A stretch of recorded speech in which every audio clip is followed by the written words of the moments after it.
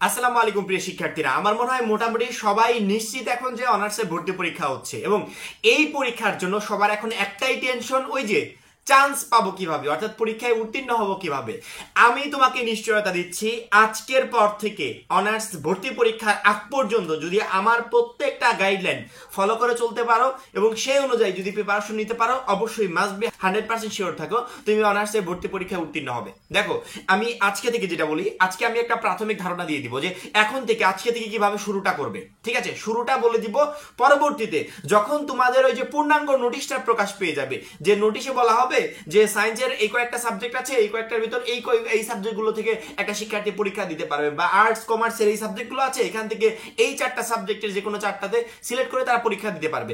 এইটা আমরা তখনই জানতে পারবো যখন নোটিশটা প্রকাশ পাবে। কারণ কি, জাতীয় বিশ্ববিদ্যালয় কর্তৃপক্ষ বলেছে যে আগে যেরকম পদ্ধতিতে ভর্তি পরীক্ষাটা হতো তার থেকে কিছুটা পরিবর্তন আসবে এই 2025 সালে। সেই ক্ষেত্রে আমরা আনুমানিক ওই গ্রুপ ভিত্তিক সাবজেক্ট নিয়ে বলতে পারছি না, কিন্তু তোমাদের যে আবশ্যিক সাবজেক্টগুলো আছে এগুলো প্রায় সকল গ্রুপে সেম। এগুলো নিয়ে কথা বললে প্রায় 8 থেকে 10 লাখ শিক্ষার্থী এই একই জিনিস দিয়ে প্রিপারেশনটা নিতে পারবে। কমন কয়েকটা সাবজেক্ট থাকবে সকল গ্রুপের জন্য এবং এখানে কোনো পরিবর্তন আসবে না। যেমন বাংলা, ইংরেজি, সাধারণ জ্ঞান, এই তিনটার ক্ষেত্রে প্রত্যেকটা গ্রুপে থাকবে। অর্থাৎ বাংলার প্রিপারেশন তুমি কিভাবে নিবে সেটা আমরা বলতেই পারি, বাংলার সাজেশনটা আমরা দিতেই পারি, ইংরেজিটা দিতে পারি, সাধারণ জ্ঞানের সাজেশন আমরা দিতেই পারি। অর্থাৎ আজকে থেকে তোমাদের সাজেশন পর্ব শুরু হচ্ছে। যখনই তোমাদের বিজ্ঞপ্তি প্রকাশ পেয়ে যাবে, তোমাদের সিলেবাসটা যখনই প্রকাশ পেয়ে যাবে, তখন আমরা প্রত্যেকটা সাবজেক্টে, যেমন ধরো যেদিন তোমার বাংলা পরীক্ষা ছিল ওই দিন আমরা এইচএসসি 24 পরীক্ষার সময় আগের দিন বাংলা প্রথম পত্র সাজেশনটা আপলোড করে ফেলেছি, পরবর্তীতে বাংলা দ্বিতীয় পত্র সাজেশন আপলোড করেছি, বলেছি এগুলো পড়ো, এখান থেকে কমন চলে আসবে ইনশাআল্লাহ।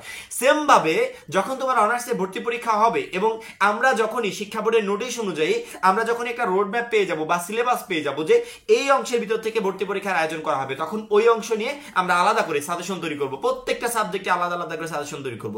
যেহেতু এখনো বিজ্ঞপ্তি প্রকাশ পায়নি, এই জন্য আমাদেরকে আর 3 থেকে 4টা দিন অপেক্ষা করতে হবে। কিন্তু তোমরা বসে থাকবে না, আবশ্যিক যে সাবজেক্টগুলো আছে, আমি আবারও বলছি, যেগুলো আবশ্যিক সাবজেক্ট বাংলা, ইংরেজি, সাধারণ জ্ঞান, এই 3টা সাবজেক্টে প্রিপারেশন নিতে গেলেও তোমার অনেকটা সময় লাগবে। অর্থাৎ এই 3টা সাবজেক্টে তুমি এখনই আজকের পর থেকে এই ভিডিওটা দেখা শেষ হওয়া মাত্রই প্রিপারেশনটা শুরু করে দাও। যেহেতু আমরা পুরোপুরি নিশ্চিত যে ভর্তি পরীক্ষা হবে, এখন বসে থাকার মতো কোনো অপশন নাই, আমাদেরকে পুরো দমে প্রস্তুত হতে হবে ভর্তি পরীক্ষার জন্য। এই অনার্সের ভর্তি পরীক্ষা আমার মনে হয় না যে 25 সালে যতটা সহজ হবে এর পরবর্তী বছরগুলোতে এতটা সহজ হবে। যেহেতু হঠাৎ করে পরীক্ষার আয়োজন করছে শিক্ষা বোর্ড বা জাতীয় বিশ্ববিদ্যালয় কর্তৃপক্ষ, চাইবে যেন সহজে শিক্ষার্থীরা এই ভর্তি পরীক্ষা হতে পারে। পরবর্তীতে আস্তে আস্তে হয়তোবা নিয়মটা একটু কঠিন করবে, সেই জন্য এই সুযোগগুলো তোমাকে কাজে লাগাতে হবে এবং সেই অনুযায়ী প্রস্তুতি নিতে হবে। আমাদের বাংলা প্রথম পত্র যে বইটা আছে, বাংলা প্রথম পত্র যে বইটা আছে, যে চ্যাপ্টারগুলো আছে আমাদের সংক্ষিপ্ত সিলেবাস অনুসারে, আমরা এতদিন যাবৎ সংক্ষিপ্ত সিলেবাসই পড়ে আসছি এবং আমার মনে হয় না যে পরীক্ষা নেওয়ার সময় আহামরি কোনো পরিবর্তন আসবে। হয়তোবা তারা ঘোষণা দিতে পারে যে ওই সংক্ষিপ্ত সিলেবাস অনুসারে এই শিক্ষার্থীর জাতীয় বিশ্ববিদ্যালয়ে ভর্তি পরীক্ষা হবে। যেহেতু আমাদের টোটালি এমসিকিউ পদ্ধতিতে পরীক্ষা হবে, সিকিউ থাকবে না, সবই এমসিকিউ পদ্ধতিতে, সেক্ষেত্রে শুধুমাত্র আমাদের টার্গেট থাকবে আমাদের ওই পাঠ্য বইগুলোর উপর। যেমন ধরো বাংলা প্রথম পত্র তুমি বইটা হাতে নিয়েছো, তোমার টার্গেট আমার সংক্ষিপ্ত সিলেবাসে দেখি তো কি কি চ্যাপ্টার আছে। তোমার সংক্ষিপ্ত সিলেবাসে যে যে চ্যাপ্টারগুলো আছে প্রত্যেকটা চ্যাপ্টার সুন্দর করে আজকেই তোমার কাজ হবে, প্রত্যেকটা চ্যাপ্টার সুন্দর করে রিডিং করবে এবং ইম্পর্টেন্ট লাইনগুলো এভাবে আন্ডারলাইন করবে। আন্ডারলাইন করলে হবে কি, তোমার যেগুলো ইম্পর্টেন্ট মনে হচ্ছে, যেখান থেকে প্রশ্ন তৈরি হতে পারে, ওইগুলো আলাদা হয়ে গেল, এবং যেগুলো ইম্পর্টেন্ট মনে হচ্ছে না, যেগুলো জায়গাগুলো থেকে সাধারণত প্রশ্ন তৈরি হয় না, ওইগুলো আলাদা হয়ে গেল। পরবর্তী যে আন্ডারলাইন করা লাইনগুলো, তুমি যেগুলো আন্ডারলাইন করেছো, ওইগুলোই পরীক্ষার আগ পর্যন্ত রিভাইজ দিতে থাকবে, 10 বার, 15 বার, 20 বার, 30 বার, যেই কয়বার পারো রিভাইজ দিতে থাকবে। এভাবে রিভাইজ দিতে দিতে দেখবে টোটালি চ্যাপ্টারগুলো একসময় তোমার আয়ত্তে চলে আসবে। অর্থাৎ এভাবে যদি কন্টিনিউ তুমি 10-15 দিন রিভাইজ করতে পারো, একটা বই শেষ করতে আমার মনে হয় যে আহামরি কঠিন সময় লাগবে, অল্প সময়ের ভিতর তুমি একটা বই টোটালি কমপ্লিট করতে পারবে। যেহেতু আমাদের টোটালি এমসিকিউ পদ্ধতিতে পরীক্ষাটা হচ্ছে, সেক্ষেত্রে আমাদের যে টেক্সট বুকটা আছে, যে মেইন বইটা আছে, যেই বই থেকে আমরা প্রিপারেশন নিচ্ছি বা যে রাইটারের বই থেকে প্রিপারেশনটা নিচ্ছি, এই বইটাকে আমাকে টোটালি আগে কমপ্লিট করতে হবে শুধুমাত্র এমসিকিউর জন্য। ইম্পর্টেন্ট লাইনগুলো আন্ডারলাইন করবে, পরবর্তীতে ওইগুলাই রিভাইজ দিতে থাকবে।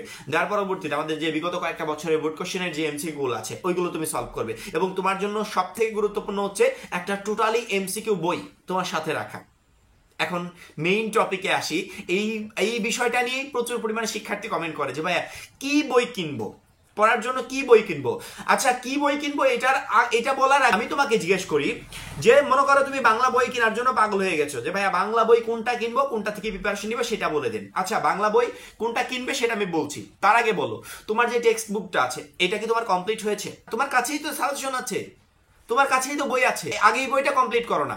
এই বইটা কমপ্লিট করলেই পরবর্তীতে তুমি ওই কিনা বইয়ের উপর হাত দিতে পারবে। ওই কিনা বই থেকে যে প্রশ্ন আসবে এরকম গ্যারান্টি তোমাকে কেউ দিতে পারবে না। কিন্তু তোমার যে টেক্সট বুকটা আছে, তোমার যে মূল বইটা আছে, এই বইটা পড়ো।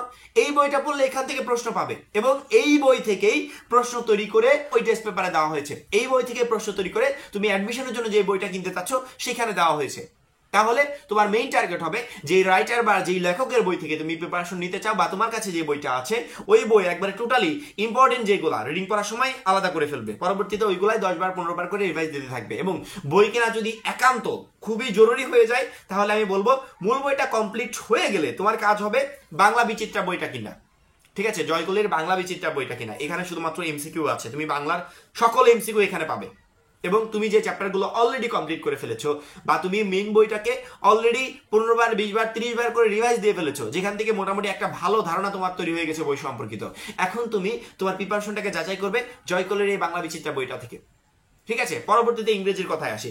ইংরেজিও সেম প্রসেসে আগে মেইন বইটা প্রত্যেকটা বিষয় খুঁটিনাটি দেখবে, দেখার পরবর্তীতে কি বই কিনবো এমন কথায় যদি আসি সেক্ষেত্রে বলবো ইংরেজির ইংলিশ বিচিত্রা বইটা কিনবে। ঠিক আছে, জয়কলির ইংলিশ বিচিত্রা বইটা কিনবে এবং সাধারণ জ্ঞানের জন্য জিকে। এই 3টা বই তুমি এখন কিনতে পারো, এখন আমি কাউকে নিষেধ করবো না। কারণ কি এখন বই কিনলে তোমার কোনো ক্ষতি হবে না, বরঞ্চ লাভই হবে। কারণ কি পরবর্তীতে তোমাকে কিনতেই হতো। এই 3টা বই কিনলে তুমি এখান থেকে একটা পূর্ণাঙ্গ প্রিপারেশন নিতে পারবে। অ্যাডমিশন পরীক্ষার জন্য এমসিকিউ গুলো সাধারণত কি রকমের হয়ে থাকে, কোন টাইপের হয়ে থাকে, টোটালি তুমি একটা ধারণা পেয়ে যাবে। পরবর্তীতে গ্রুপ ভিত্তিক সাবজেক্টগুলোর জন্য কি করবে না করবে সেটা নিয়ে আমরা পরে কথা বলবো। এটা আমরা অপেক্ষা করছি যে জাতীয় বিশ্ববিদ্যালয় কর্তৃপক্ষ যখনই নোটিশ প্রকাশ করবে, সিলেবাস প্রকাশ করবে, ওই সিলেবাস অনুযায়ী ওইটা দেখে পরবর্তীতে আমরা গুলো সাজেশন দিব। এবং এই যে বাংলা বিচিত্রা, এই যে ইংলিশ বিচিত্রা, জিকে বই কেনার কথা বলছি না, এগুলোরও ব্যক্তিগতভাবে বাংলা নিয়েই আলাদা সাজেশন থাকবে, ইংলিশ নিয়ে আলাদা সাজেশন থাকবে। তার জন্য তোমাকে আর 2 থেকে 3টা দিন অপেক্ষা করতে হবে, কিন্তু বসে থাকবে না। এখন বসে থাকার মতো কোনো অপশন নাই। তার জন্য তোমাদের জন্য সাজেশন হচ্ছে যতদিন না তোমরা বই কিনো, যতদিন না বিজ্ঞপ্তি প্রকাশ পায়, ততদিন পর্যন্ত বাংলা ইংরেজি যে টেক্সট বুকটা তোমার সাথে আছে বা তোমার কাছে আছে, এই বইটা যদি বিক্রিও করে ফেলো তাহলে কয়েকদিনের জন্য কারো কাছ থেকে সংগ্রহ করে নিয়ে আসো। আসার পরবর্তীতে তুমি এই প্রত্যেকটা বই সিলেবাস অনুসারে প্রত্যেকটা বই কমপ্লিট করবে। কমপ্লিট করার পরবর্তীতে তুমি বই কেনার কথা তখন বলতে পারো যে ভাইয়া আমার এখন মূল বইগুলো সবগুলো কমপ্লিট, আমি একবার টোটালি কমপ্লিট করে ফেলেছি, এখন আমার এক্সট্রা প্রিপারেশন দরকার। ওই এক্সট্রা প্রিপারেশনের জন্য তুমি বাংলা বিচিত্রা, ইংরেজি বিচিত্রা, জিকে এই বইগুলো তখন কিনতে পারো। কিন্তু মেইন বইটাকে রেখে বা পাঠ্য বইটাকে রেখে বোর্ড কোশ্চেন এবং কিনা বইয়ের উপর বেশি পরিমাণে ফোকাস দিও না। এগুলো কমপ্লিট করার পরবর্তীতে তুমি কি বই কিনবে না কিনবে সেটা তখন তোমার বিষয়। যে যদি মনে হয় যে এই প্রিপারেশনটা আমার জন্য এনাফ না, যথেষ্ট না, তখন গিয়ে তুমি ওই বইগুলো কিনতে পারো। এখন যেহেতু আমরা মোটামুটি সবাই নিশ্চিত যে আমাদের ভর্তি পরীক্ষার মাধ্যমে অনার্সে ভর্তি হতে হবে, সেক্ষেত্রে আমার মনে হয় যে বসে থাকার মতো সুযোগ কারো নাই। এখন বসে না থেকে যেভাবে প্রিপারেশন নিতে বললাম এভাবে প্রিপারেশন নাও, ইনশাআল্লাহ অনার্সে ভর্তি পরীক্ষায় অবশ্যই মাস্ট বি তুমি উত্তীর্ণ হবে। যদি উত্তীর্ণ না হও তাহলে পরীক্ষা শেষে আমাকে বলো যে ভাইয়া সেই প্রথম দিন থেকে আপনার গাইডলাইন সবকিছু ফলো করেছি কিন্তু আমি ভর্তি পরীক্ষায় উত্তীর্ণ হতে পারি নাই, তখন এসে আমাকে বলো। আমি তোমাদের প্রত্যেকটা বিষয় হেল্প করবো, প্রত্যেকটা বিষয়ে গাইডলাইন দিতে থাকবো যতক্ষণ না তোমরা অনার্স ভর্তি পরীক্ষায় উত্তীর্ণ হতে থাকো। যখনই তোমরা অনার্স ভর্তি পরীক্ষা দিয়ে উত্তীর্ণ হয়ে যাবে তখন আমার কাজ শেষ। আশা করি বুঝতে পেরেছো। এখন এই পর্যন্তই অনার্স ভর্তি পরীক্ষা বিষয় পরবর্তী সকল সাজেশন আমাদের এই চ্যানেল থেকে পেতে অবশ্যই আমাদের চ্যানেলটা সাবস্ক্রাইব করে পাশে বেল আইকনটাতে ক্লিক করে রাখবে। সবাই ভালো থাকবে, সুস্থ থাকবে, আল্লাহ হাফেজ।